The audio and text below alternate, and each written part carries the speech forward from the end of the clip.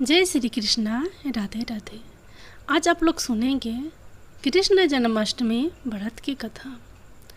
इंद्र ने कहा, हे मुनियों में श्रेष्ठ, सभी शास्त्रों के ज्ञाता, हे देव, व्रतों में उत्तम उस व्रत को बताएं जिस व्रत से मनुष्यों को मुक्ति लाभ प्राप्त हो तथा उस व्रत से प्राणियों का भोग व मोक्ष की प्राप्त हो जाए। इंद्र की बातों को सुनकर नारद जी ने कहा, त्रेता युग के अंत में और द्वापर युग के प्रारंभ समय में निंदित कर्म को करने वाला कंस नाम का एक अत्यंत पापी दैत्य हुआ। उस दुष्ट व दुराचारी कंस की देवकी नाम की एक सुंदर बहन थी।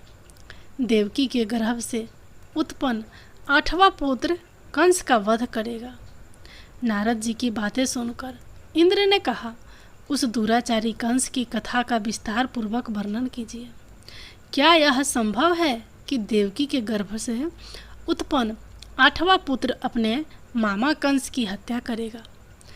इंद्र की संदेह भरी बातों को सुनकर नारद जी ने कहा, हे अदिति पुत्र इंद्र, एक समय की बात है, उस दुष्ट कंस ने एक ज्योतिषी से पूछा, मेरी मृत्यु किस प्रकार और किसके द्वारा होगी? ज्योतिषी बोले, हे दानवों में श्रेष्ठ कंस, वसुदेव की पत्नी देवकी, जो वाक पटु है और आपकी बहन भी है, उसी के गर्भ से उत्पन्न उसका 8वां पुत्र, जो कि शत्रुओं को भी पराजित कर इस संसार में कृष्ण के नाम से विख्यात होगा, वहीं एक समय सूर्योदय काल में आपका वध करेगा।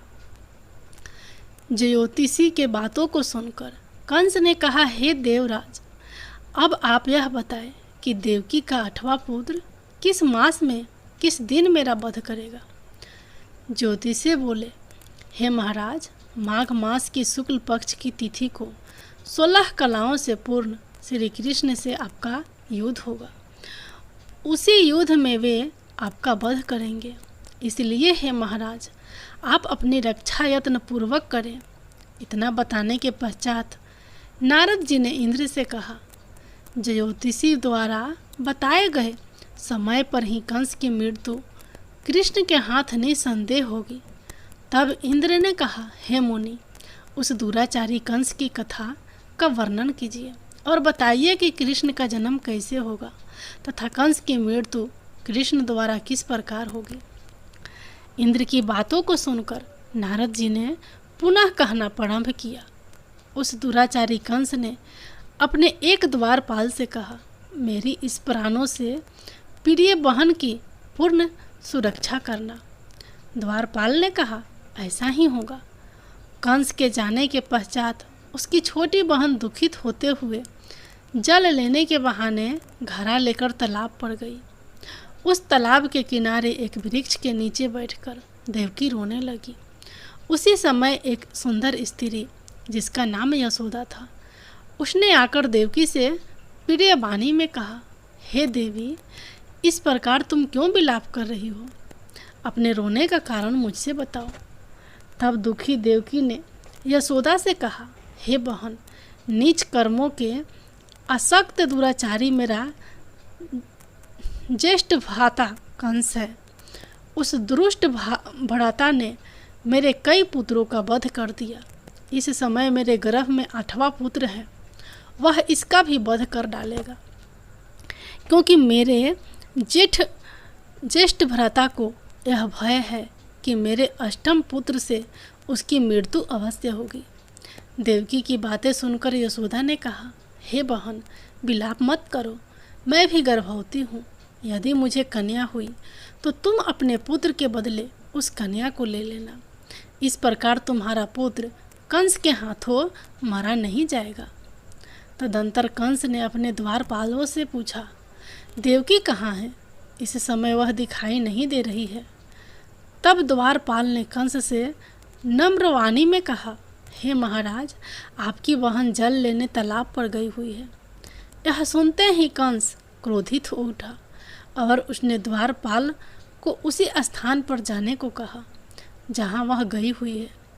द्वारपाल की दृष्टि तालाब के पास देवकी पर पड़ी। तब उसने कहा कि आप किस कारण से यहाँ आई हैं। उसकी बातें सुनकर देवकी ने कहा कि मेरे घर में जल नहीं था, मैं जल लेने जलाशय पर आई हूँ। इसके पश्चात देवकी अपने घर की ओर चली गई। कंस ने पुनः द्वारपाल से कहा कि इस घर में मेरी बहन की तुम पूर्णतः रक्षा करो। अब कंस को इतना भय लगने लगा कि घर के भीतर दरवाजों में विशाल ताले बंद करवा दिए और दरवाजों के बाहर दैत्यों और राक्षसों को पहरेदारी के लिए नियुक्त कर दिया। कंस हर प्रकार से अपने प्राणों को बचाने के प्रयास कर रहा था। एक समय सिंह राशि के सूर्य में आकाश मंडल में जलाधारी मेघों ने अपना प्रभुत्व स्थापित किया। भादो मास की कृष्ण पक्ष की अष्टमी तिथि को घनघोर अर्धरात्रि थी। उस समय चंद्रमा भी वृष राशि में था। रोहिणी नक्षत्र बुधवार के दिन सौभाग्य योग से संयुक्त चंद्रमा के आधी रात में उदय होने पर आधी रात के उत्तर एक घड़ी जब हो जाए तो श्रुति स्मृति पुराणोक्त फल निसंदेह प्राप्त होता है। इस प्रकार बताते हुए नारद जी ने इंद्र से कहा, ऐसे विजय नामक शुभ मुहूर्त में श्री कृष्ण का जन्म हुआ और श्री कृष्ण के प्रभाव से ही उसी क्षण बंदी गृह के दरवाजे स्वयं खुल गए। द्वार पर पहरा देने वाले पहरेदार राक्षस सभी मूर्छित हो गए। देवकी ने उसी क्षण अपने पति वसुदेव से कहा, हे स्वामी, आप निंद्रा का त्याग करें और मेरे इस पुत्र को गोकुल में ले जाए। वहाँ इस पुत्र को नंद गोप की धर्म पत्नी यशोदा को दे दे।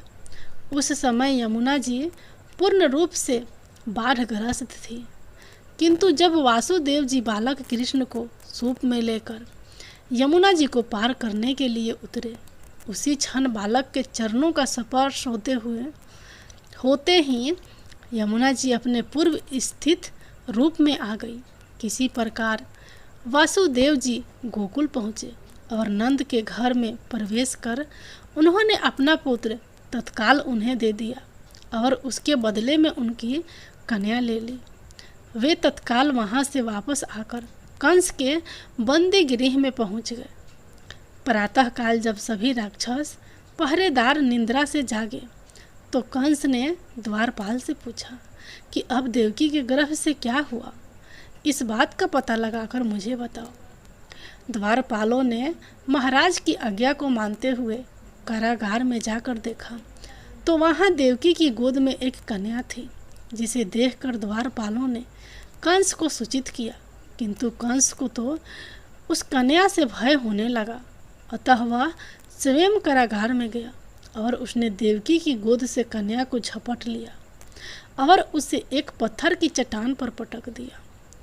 किंतु वह कन्या विष्णु की माया से आकाश की ओर चली गई और अंतरिक्ष में जाकर विद्युत के रूप में परिणित हो गई। उसने आकाशवाणी कर कंस से कहा कि हे दुष्ट, तुझे मारने वाला गोकुल में नंद के घर में उत्पन्न हो चुका है और उसी से तेरी मृत्यु सुनिश्चित है। मेरा नाम तो वैष्णवी है। मैं संसार के कर्ता भगवान विष्णु की माया से उत्पन्न हुई हूँ। इतना कहकर वह स्वर्ग की ओर चली गई। उस आकाशवाणी को सुनकर कंस क्रोधित हो उठा।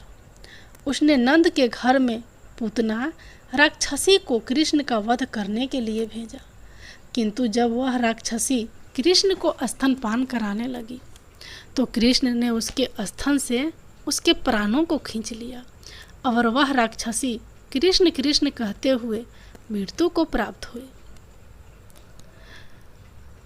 जब कंस को पूतना की मृत्यु का समाचार प्राप्त हुआ तो उसने कृष्ण का वध करने के लिए क्रमशः केसी नामक दैत्य को अश्व के रूप में, उसके पश्चात अरिष्ट नामक दैत्य को बैल के रूप में भेजा, किंतु ये दोनों भी कृष्ण के हाथों मृत्यु को प्राप्त हुए। इसके पश्चात कंस ने कल्याख्य नामक दैत्य को कौवे के रूप में भेजा, किंतु वह भी कृष्ण के हाथों मारा गया। अपने बलवान राक्षसों की मृत्यु के आघात से कंस अत्यधिक भयभीत हो गया। उसने द्वारपालों की आज्ञा दी कि नंद को तत्काल मेरे समक्ष उपस्थित करो।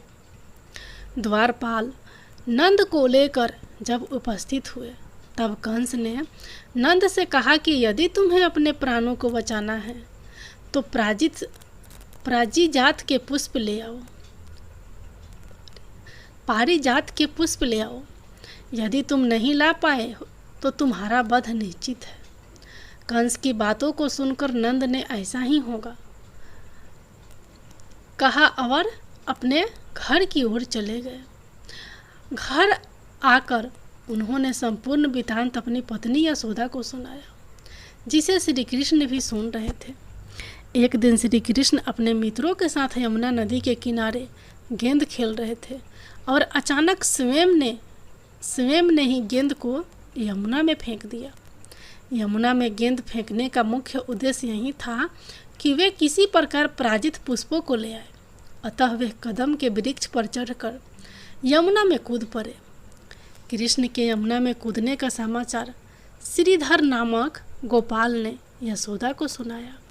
यह सुनकर यशोदा भागती हुई यमुना नदी के किनारे आ पहुंची और यमुना नदी की प्रार्थना करते हुए कहा, हे यमुना, यदि मैं बालक को देखूंगी तो भाद्रपद मास की रोहिणी युक्त अष्टमी का व्रत अवश्य करूंगी, क्योंकि दया दान सज्जन प्राणी ब्राह्मण कुल में जन्म रोहिणी युक्त अष्टमी गंगा जल एकादशी गाया श्राद्ध और रोहिणी व्रत ये सभी दुर्लभ है। हजारों अश्वमेघ मेध यज्ञ सहस्त्रों राजसूय यज्ञ दान तीर्थ और व्रत करने से जो फल प्राप्त होता है वह सब कृष्ण अष्टमी के व्रत को करने से प्राप्त हो जाता है। यह बात नारद ऋषि ने इंद्र से कही। इंद्र ने कहा, हे मुनियों में श्रेष्ठ नारद, यमुना नदी में कूदने के बाद उस बाल रूपी कृष्ण ने पताल में जाकर क्या किया, यह संपूर्ण वृत्तांत भी बताएं। नारद जी ने कहा, हे इंद्र, पताल में उस बालक ने नागराज की पत्नी ने कहा कि तुम यहाँ क्या कर रहे हो, कहाँ से आए हो और यहाँ आने का क्या प्रयोजन है।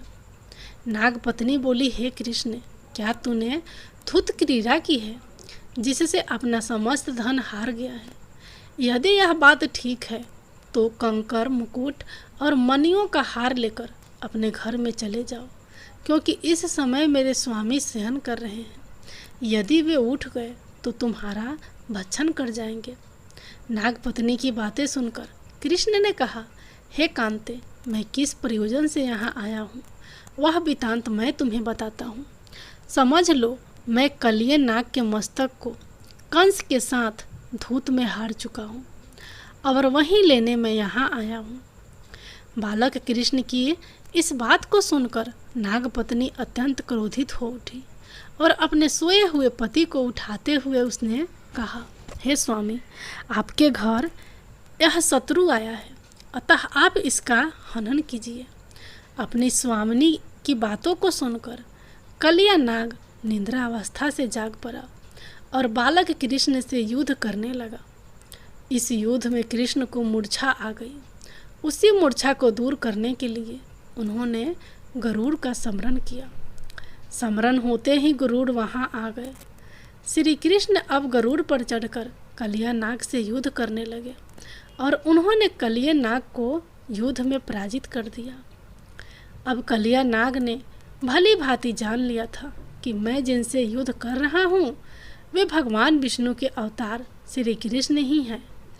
अतः उन्होंने कृष्ण के चरणों में संगठन प्रणाम किया और पारिजात से उत्पन्न बहुत से पुष्पों को मुकुट में रखकर कृष्ण को भेंट किया।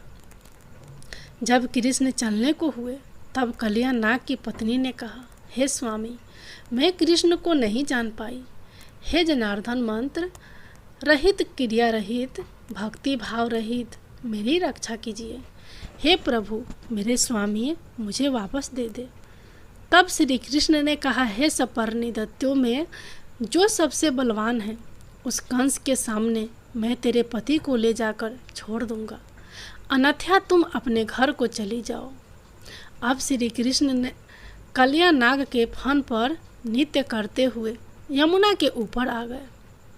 तदंतर कलिया की पुकार से तीनों लोग कंपायमान हो गए। अब कृष्ण कंस की मथुरा नगरी को चल दिए। वहाँ कमल पुष्पों को देखकर यमुना के मध्य जलाशय में वह कलिया सर्प भी चला गया। इधर कंस भी विस्मित हो गया तथा कृष्ण प्रायश्चित होकर गोकुल लौट आए। उनके गोकुल आने पर उनकी माता यशोदा ने विभिन्न प्रकार से उत्सव किए। अब इंद्र ने नारद जी से पूछा, हे महामुने, संसार के प्राणी बालक श्री कृष्ण के आने पर अत्यधिक आनंदित हुए। आखिर श्री कृष्ण ने क्या क्या चरित्र किया, वह सभी आप मुझे बताने की कृपा करें। नारद ने इंद्र से कहा, मन को हरने वाला मथुरा नगर यमुना नदी के दक्षिण भाग में स्थित है। वहाँ कंस का महाबलशाली भाई चाणूर रहता था। वह चाणूर से श्री कृष्ण के मल्ल युद्ध की घोषणा की गई। हे इंद्र, कृष्ण एवं चाणूर का मल्ल युद्ध अत्यंत आश्चर्यजनक था। चाणूर की अपेक्षा कृष्ण बाल रूप में थे। भेरी, शंख और मृदंग के शब्दों के साथ कृष्ण और केसी इस युद्ध को मथुरा की जनसभा के मध्य में देख रहे थे। रंगशाला के अखाड़े में चाणूर, मुष्टिकसल, तोसल आदि बड़े बड़े भयंकर पहलवान दंगल के लिए प्रस्तुत थे।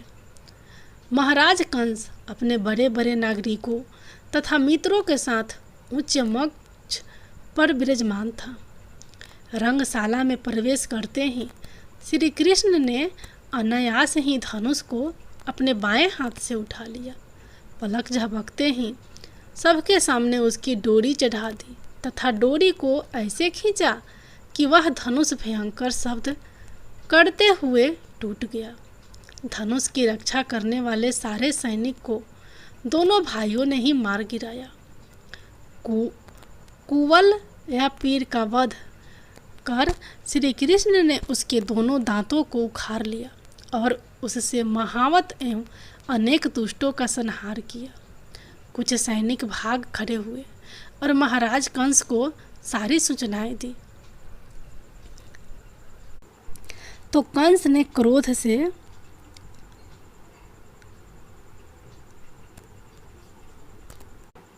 दांत पीसते हुए चाणूर मुष्टिक को शीघ्र ही दोनों बालकों का वध करने के लिए इंगित किया।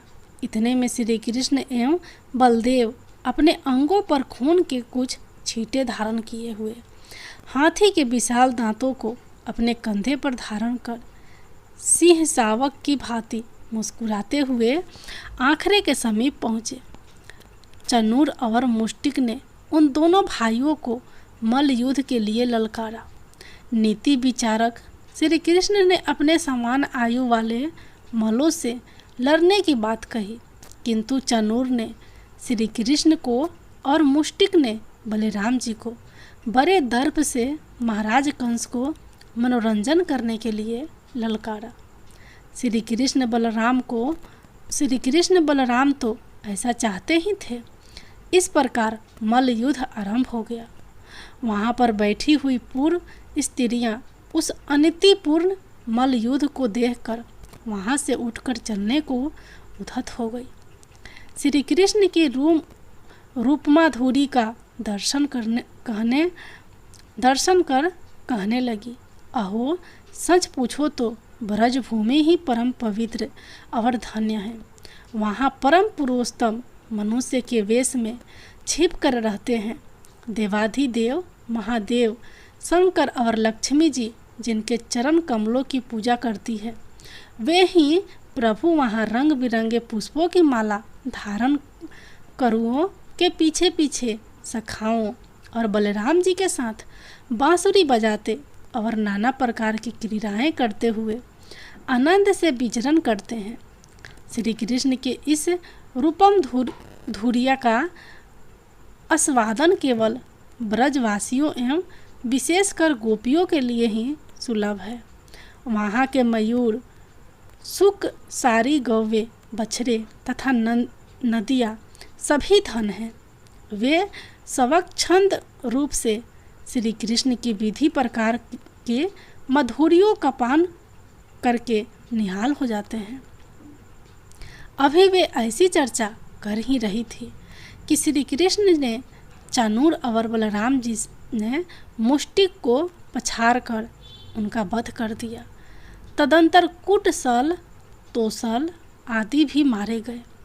इतने में कंस ने क्रोधित होकर श्री कृष्ण, बलदेव और नंद वसुदेव सबको बंदी बनाने के लिए आदेश दिया, किंतु सबके देखते ही देखते बड़े वेग से उछलकर श्री कृष्ण उसके मंच पर पहुंच गए और उसकी चोटी पर पकड़कर नीचे गिरा दिया तथा उसकी छाती के ऊपर कूद गए, जिससे उसके प्राण पेखरू उड़ गए।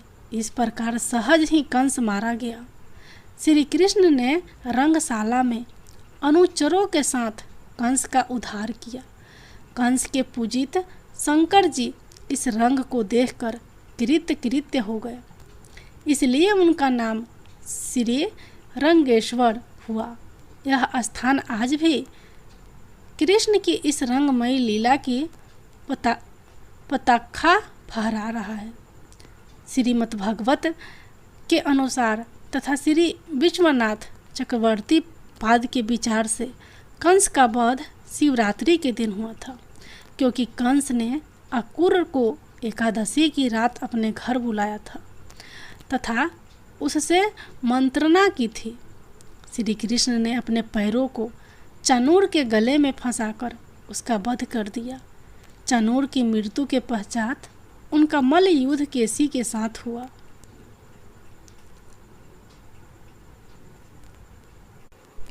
हे इंद्र, उसी क्षण श्री कृष्ण ने गरुड़, बलराम तथा सुदर्शन चक्र का ध्यान किया, जिसके परिणाम स्वरूप बलदेव जी सुदर्शन चक्र लेकर गरुड़ पर आरूढ़ होकर आए। उन्हें आता देख बालक कृष्ण ने सुदर्शन चक्र को उनसे लेकर स्वयं गरुड़ की पीठ पर बैठकर न जाने कितने ही राक्षसों और दैत्यों का वध कर दिया। कितनों के शरीर अंग भंग कर दिए। इस युद्ध में श्री कृष्ण और बलदेव ने असंख्य दैत्यों का वध किया। बलराम जी ने अपने आयुध शस्त्र हल से और कृष्ण ने सुदर्शन चक्र से माघ मास की शुक्ल पक्ष की सप्तमी को विशाल दैत्यों के समूह का सर्वनाश किया। जब अंत में केवल दुराचारी कंस ही बच गया तो कृष्ण ने कहा, हे दुष्ट अधर्मी दुराचारी, अब मैं इस महायुद्ध स्थल पर तुझसे युद्ध कर तथा तेरा वध कर इस संसार को तुझसे मुक्त कराऊंगा। यह कहते हुए श्री कृष्ण ने उसके केसों को पकड़ लिया और कंस को घुमाकर पृथ्वी पर पटक दिया, जिससे वह मृत्यु को प्राप्त हुआ। कंस के मरने पर देवताओं ने शंख घोष व पुष्प वृष्टि की। वहाँ उपस्थित समुदाय श्री कृष्ण जी की जय जयकार कर रहा था। कंस की मृत्यु पर नंद, देवकी, वसुदेव, यशोदा और इस संसार के सभी प्राणियों ने हर्ष पर्व मनाया। कृष्ण भगवान की जय हो।